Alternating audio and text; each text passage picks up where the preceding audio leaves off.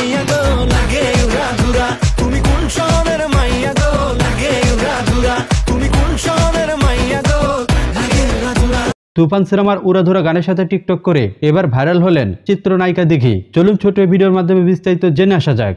সম্প্রতি সামাজিক যোগাযোগ মাধ্যমগুলোতে রিলিজ পেয়েছে শাকিব খানের তুফান সিনেমার উড়াধুরা গানের টিজার। এই প্রথম কোনো গানের টিজার রিলিজ দিলেন পরিচালক রাহান রাফি। বাংলা সিনেমার ইতিহাসে এমন ঘটনা এর আগে কখনোই ঘটেনি।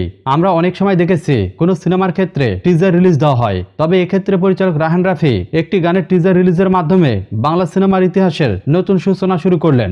উড়াধুরা গানের টিজারটি রিলিজের পরই তা সামাজিক যোগাযোগ মাধ্যমগুলোতে ব্যাপকভাবে ছড়িয়ে পড়েছে। নেটিজেনরা গানটি খুব সুন্দরভাবে গ্রহণ করেছেন। অনেকেই শাকিব খানের তুফান সিনেমার উড়াধুরা গানের ভূয়সী প্রশংসা করছেন, কারণ এই গানে শাকিব খানের পাশাপাশি মিমি চক্রবর্তীর পারফরমেন্স ছিল আউটস্ট্যান্ডিং, যার কারণে সামাজিক যোগাযোগ মাধ্যমে প্রশংসা কুড়াচ্ছে উড়াধুরা গানের টিজার। সামান্য এক ঝলকেই অজস্র ভক্ত অনুসারীদের মন কেড়ে নিয়েছে শাকিব খানের তুফান সিনেমার উড়াধুরা গানের এই টিজারটি। আর সাম্প্রতিক সময় এসে সময়ের জনপ্রিয় চিত্রনায়িকা দিঘি শাকিব খানের তুফান সিনেমার উড়াধুরা গানের টিজারের সাথে একটি টিকটক ভিডিও বানিয়ে আপলোড দিয়েছেন।